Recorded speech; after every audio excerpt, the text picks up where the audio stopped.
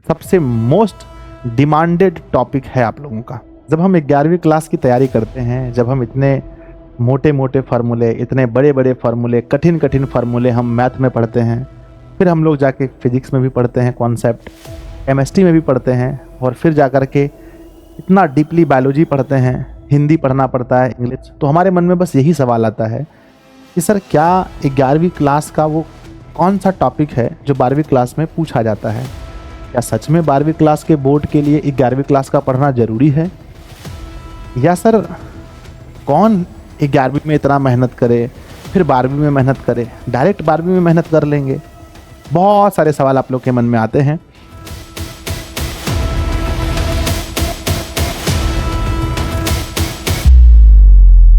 हाँ तो नमस्ते बच्चों, कैसे हैं आप लोग? उम्मीद करता हूँ बहुत अच्छे होंगे।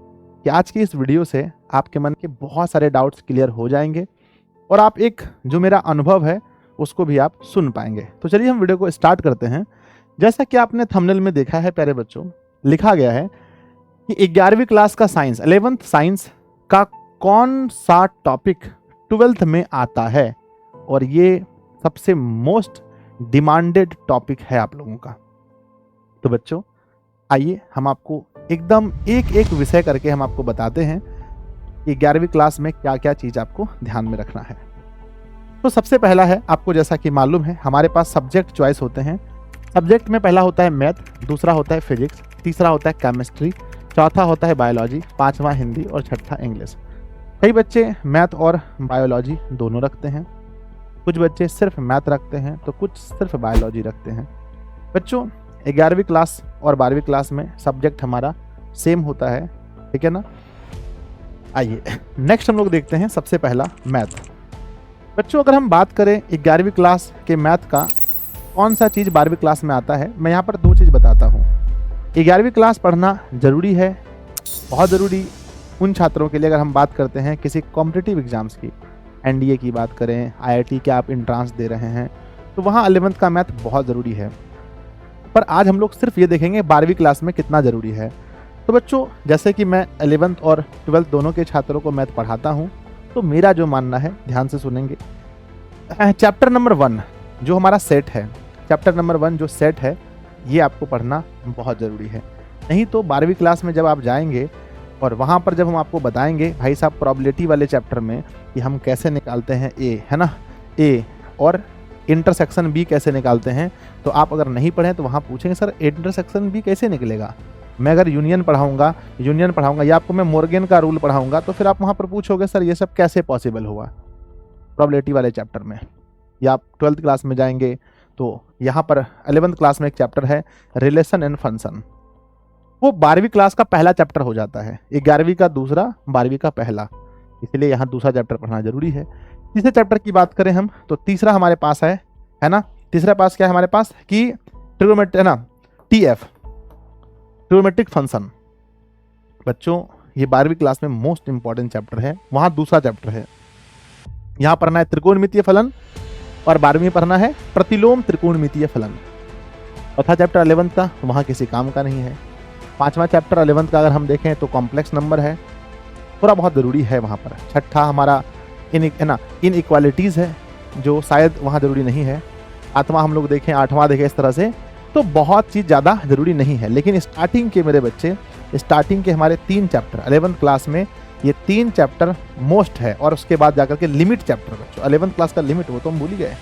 लिमिट चैप्टर, लिमिट जो है मोस्ट इंपॉर्टेंट है, क्योंकि आप 12th क्लास में जब जाएंगे कैलकुलस इकाई पढ़ेंगे तो वहाँ आपको लिमिट की आवश्यकता पड़ने वाली है। तो आप ये नहीं कह सकते बच्चों कि 11वीं क्लास का मैथ हम नहीं पढ़ें, 11वीं क्लास का मैथ आपको पढ़ना ही चाहिए। पर हाँ, अगर किसी कारण बस बच्चों आप नहीं पढ़ पाए, आपका कुछ फैमिली प्रॉब्लम हुआ, आपका फाइनेंशियल प्रॉब्लम हुआ, आप कहीं बाहर चले गए, आप बीमार हो गए, आपके अच्छे टीचर नहीं मिले, ये सभी कारणों से अगर आप 11th नहीं पढ़ पाए हैं, तो ऐसा भी नहीं है कि आप 12वीं क्लास में 100 में से 100 नंबर नहीं ला सकते। 11th अगर आप नहीं पढ़े हैं, अगर आप 10th, अगर आप 11th नहीं पढ़े, ध्यान दीजिए, 11th नहीं पढ़े हैं तो आपका 10th मजबूत होना चाहिए। 10th आपका मजबूत होना चाहिए, 10th के सारे फार्मूले, ट्रिगो के सारे फार्मूले आपको आना चाहिए, तब जा करके आप 12th में अच्छा कर पाओगे, ठीक है। तो मैं कहूँगा बच्चों, पहले तो आपको रिस्क नहीं लेना चाहिए। एक अच्छी नींव, आपको पता है घर अच्छा तभी बनता है जब उसका कुर्सी अच्छा यानी नींव अच्छा होता है। तो नींव 11th क्लास नींव है और इसका मेरे बच्चे 12th क्लास में आपको रिजल्ट देखने को मिलेगा। तो आप जरूर पढ़िए। अगर किसी कारणवश नहीं पढ़ पाए तो कोई दिक्कत नहीं, 12th का बैच बच्चों जनवरी में स्टार्ट कर लेंगे, यहाँ से जरूर आप लोग पढ़ लेना, यहाँ से हो जाएगा। तो मैथ का मैं खुद एक टीचर हूँ, तो मैंने आपको बता दिया कि भैया अगर आप नहीं पढ़ोगे ऐसे तो पढ़ना है, अगर किसी कारणवश नहीं पढ़ पाए तो 12वीं क्लास में मैनेज कर लेंगे हम लोग। चलिए अब चलते हैं फिजिक्स में। फिजिक्स की बात करते हैं। 11th क्लास का फिजिक्स बच्चों क्या 12th में जरूरी होने वाला है या नहीं। तो फिजिक्स के बहुत सारे ऐसे कॉन्सेप्ट हैं, बहुत सारे ऐसे चैप्टर हैं। कौन कौन से चैप्टर हैं जो आपको 12th में जरूरत पड़ेंगे, तो हमने फिजिक्स वाले सर से पूछा है, मैं आपको बताता हूँ। उनका कहना यह है कि हमें फिजिक्स में जो चैप्टर की संख्या पहला है ना, दूसरा अध्याय जो आपका 11th क्लास में है जिसका नाम है मात्रक एवं मापन, तीसरा अध्याय सरल रेखा में गति, चौथा अध्याय समतल में गति, पांचवा अध्याय गति के नियम, छठा अध्याय कार्य ऊर्जा और शक्ति, सातवां है ना कणों के निकाय एवं घूर्णी गति, आठवां गुरुत्वाकर्षण, 11वां द्रव के तापीय गुण और 13वां अनुगति सिद्धांत, 14वां दोलन और 15वां तरंग। यानी ये सारे चैप्टर हैं जो आपको 12th में कहीं ना कहीं थोड़ा ना थोड़ा टच करेंगे। मैं बिल्कुल ये नहीं कहूँगा बच्चों कि 11th के सारे जितना भी नाम मैंने चैप्टर का बोला ये सभी चैप्टर आपको 12th में पढ़ने हैं, पूरा नहीं बच्चों। फिजिक्स के कुछ कुछ टॉपिक्स जो हैं 12th में पढ़ने पड़ेंगे, इसीलिए बच्चों 11th का फिजिक्स पढ़िए। अब आप यहाँ पर बात करें गुरुजी अगर हम किसी कारणवश नहीं पढ़ पाए, जैसा आपने मैथ में बोला family problem, financial problem, health issue, अगर नहीं पढ़ पाए तो क्या होगा। तो फिर भी हमने सर से बात किया, सर ने कहा हो जाएगा, थोड़ा दिक्कत होगा, थोड़ा सा मेहनत आपको ज़्यादा करनी पड़ेगी, हो सकता है, पॉसिबल है नहीं भी पढ़े आप वहाँ कवर, लेकिन वहाँ बहुत मेहनत लगेगी बच्चों। अगर आप मेहनत के डर से छोड़े हैं 11th, अगर आप मेहनत के डर से छोड़े हैं तो आपसे मान लीजिए आपकी 100% आपसे नहीं होगा, क्योंकि यहाँ आपको मेहनत और बढ़ जाएगा, बोझ आपको ज़्यादा और होगा। कि बच्चों 12th वाले जब स्टार्ट करेंगे तो हम लोग एज्यूम करते हैं कि बच्चे 11th में पढ़ के आए हैं, ये नहीं है। चलो आगे बढ़ते हैं। केमिस्ट्री का वह कौन सा टॉपिक है जो आपको 12th क्लास में ज़रूरत पड़ने वाला है। अगर हम 11th केमिस्ट्री नहीं पढ़ें तो बच्चों हम तो सीधा कहेंगे केमिस्ट्री में नो रिस्क, बिल्कुल रिस्क मत लीजिए, क्योंकि मैं आपको बताता हूँ कौन कौन से ऐसे चैप्टर हैं जो आपको 12th क्लास में देखने को मिल जाएंगे।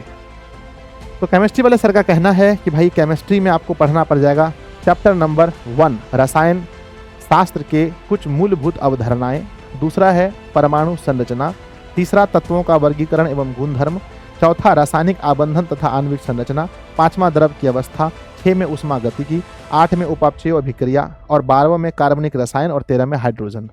लेकिन इसमें पूरा चैप्टर नहीं पढ़ना, जैसे मैं आपको बताता हूं कि रसायन शास्त्र के कुछ मूलभूत अवधारणा जो पहला चैप्टर है 11th केमिस्ट्री का, उसमें आपको एक टॉपिक पढ़ना है, सिर्फ मोल का कॉन्सेप्ट पढ़ना है।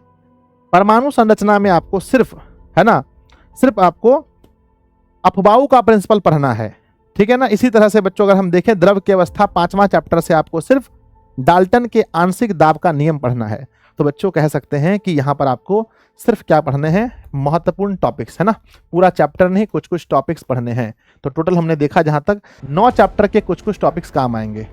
9 चैप्टर्स के टॉपिक आपको 12th में काम आएंगे, इसीलिए केमिस्ट्री पढ़ना बहुत ज़रूरी है बच्चों। अगर आप यहाँ पर फिर आप कहेंगे गुरुजी कि अगर नहीं हो पाया तो, किसी कारण बस हम नहीं पढ़ पाए, फैमिली प्रॉब्लम, हेल्थ इशू, ये सब वजह से, तो क्या होगा। तो बच्चों पॉसिबल है ना, पॉसिबल है पर दिक्कत होगी, पॉसिबल है पर दिक्कत बहुत होगी, पॉसिबल तो है। बढ़ते हैं बायोलॉजी। बायो वाले जो छात्र हैं वो लोग ध्यान से सुनेंगे कि बायोलॉजी में अगर हम 11th क्लास में कौन से ऐसे टॉपिक को पढ़ें जो हमें 12वीं क्लास में ज़रूरत आएगा। तो बच्चों बायो वाले सर का सीधा कहना है कि गुरुजी देखिए, बायोलॉजी में जो जनन वाला हिस्सा है, जनन पार्ट, जो जनन हमारा हिस्सा है, जनन के बारे में जहाँ पढ़ाया जा रहा है 11th क्लास में, वो जाके 12th में आपको बहुत अच्छे से पढ़ना पड़ेगा। तो 11th क्लास की बायोलॉजी में बहुत ज़्यादा कुछ ऐसा नहीं है जो आपको 12th में पूछा जाएगा। लेकिन हाँ बच्चों, यदि आप कॉम्पिटिटिव की तैयारी करना चाहते हैं, यदि आप बच्चों नीट वगैरह का एग्ज़ाम देंगे, यदि आप किसी और एनडीए वगैरह का जहाँ बायोलॉजी पूछा जाता है, कहीं पर भी अगर 11th का बायोलॉजी पूछा जाता है, तो जब बच्चों 11th 12th की बात आती है तो अधिकांश क्वेश्चन 11th से ही पूछे जाते हैं। तो उसकी तैयारी के लिए आपको ज़रूर पढ़ना चाहिए बायोलॉजी 11th का बहुत अच्छे से। और 12th में देखें तो हाँ, यहाँ पर भी 4-5 चैप्टर रिलेटेड हैं। सर ने ऐसा बताया था, चैप्टर का नाम तो अभी तक मेरे पास नहीं आया है, लेकिन 4-5 चैप्टर हैं जो रिलेटेड हैं, जो आपको 12th क्लास में पढ़ना है। इसलिए बायोलॉजी को भी आप कम मत समझिए, ठीक है ना। नेक्स्ट बच्चों, अब देखते हैं कि हिंदी में वह कौन सा टॉपिक है जो 11th क्लास में आपको पढ़ना चाहिए, जो आपको 12th में काम आएगा। तो हिंदी बच्चों 2 तरह के होते हैं। पहला है हिंदी का बुक और दूसरा होता है हिंदी का है ना, व्याकरण। दूसरा क्या है? व्याकरण। तो मेरे बच्चे ध्यान दीजिएगा कि बुक से 11th का बुक पूरा अलग होता है, 11th का बुक पूरा अलग होता है, और 12th क्लास का जो बुक है वो पूरा अलग होता है ना। तो याद रखना मेरे बच्चे कि 11th का बुक 12th में नहीं आता है। 11th का अलग अलग चैप्टर्स हैं, 12th के अलग अलग चैप्टर्स हैं, तो आपको टेंशन नहीं लेना है। अब बात करते हैं बच्चों व्याकरण की। व्याकरण जो आपको 11th में पढ़ना है, 11th में ही बच्चों आपको वही पढ़ना है। वर्ण क्या होता है, शब्द पढ़ना है, संज्ञा, सर्वनाम, विशेषण, क्रिया, वाक्य, काल, सब कुछ पढ़ना है आपको 11th में, और आपको 12th में ही पढ़ना है। तो 11th में आप ग्रामर पर फोकस ज़्यादा करें। बोर्ड के लेवल पर देखें तो इंग्लिश की बात करें तो सेम है। इंग्लिश में भी 2 पार्ट हैं। पहला पार्ट है बच्चों बुक का, और दूसरा पार्ट है इंग्लिश के ग्रामर का।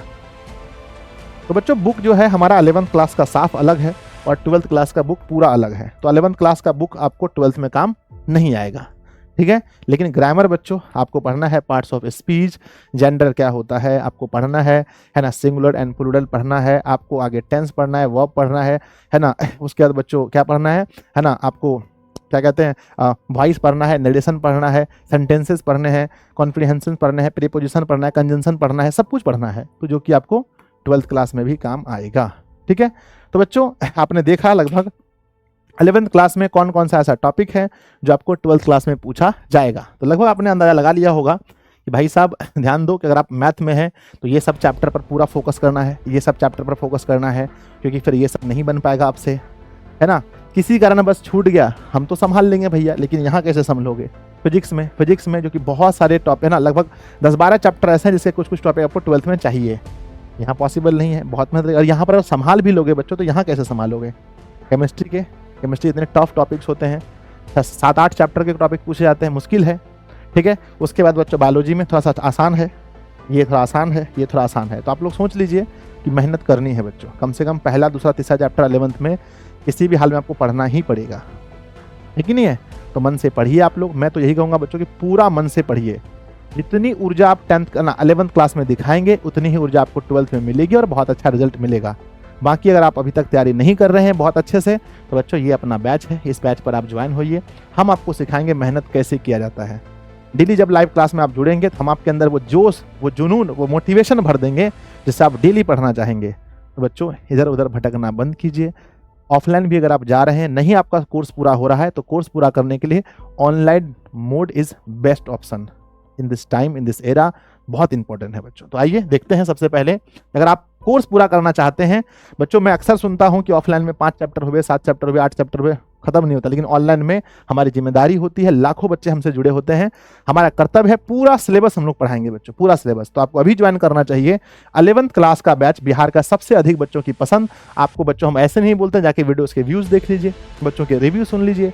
सबसे अधिक बच्चे दिशा से पढ़ते हैं, लाइव क्लासेस में हजार बच्चे पढ़ते हैं अभी भी बच्चों। नाम है बैच का परिवर्तन बैच, एप्लीकेशन है दिशा ऑनलाइन क्लासेस। ये वाला लोगो एप्लीकेशन डाउनलोड करेंगे, आपको मिलेगा बच्चों हिंदी माध्यम का ये बैच है। आपको सब्जेक्ट में math, physics, chemistry, biology, Hindi, English, एक ही बैच में आपको सब कुछ मिलेगा। आपको मिलेंगे बच्चों हमारे लाइव क्लासेस जो एप्लीकेशन पर होते हैं, रिकॉर्डेड लेक्चर, लाइव नहीं देख पाते तो रिकॉर्डेड देख सकते हैं।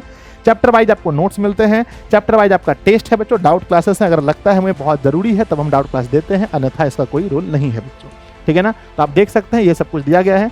मोबाइल नंबर की बात करें तो ये नीचे मोबाइल नंबर यहाँ लिखा गया है। बाकी सब कुछ एप्लीकेशन में बहुत आसान है, जाकर के परचेज कीजिए और बच्चों पढ़िए। हम तो यही कहेंगे 11th पूरा मन से पढ़िए ताकि 12th आपका अच्छा जाए। बाकी आप लोग कमेंट कीजिएगा इस वीडियो से आपने क्या सीखा, अपने सबसे अच्छे दोस्तों में जरूर शेयर कीजिएगा, और बच्चों क्लास को लाइक जरूर कीजिएगा। और बहुत ही जल्दी हमारा 12th जनवरी में स्टार्ट होगा, तो 12th में बहुत फोड़ेंगे हम लोग। पहले आप लोग 11th में मेहनत करना सीख लीजिए, ठीक है बच्चों। तो अगर कोई आपके पास और भी ऐसे कुछ है टॉपिक्स जिस पर आप चाहते हैं वीडियो बनाएं तो कमेंट भी कीजिएगा। धन्यवाद आप सभी का, मिलते हैं अगली वीडियो में।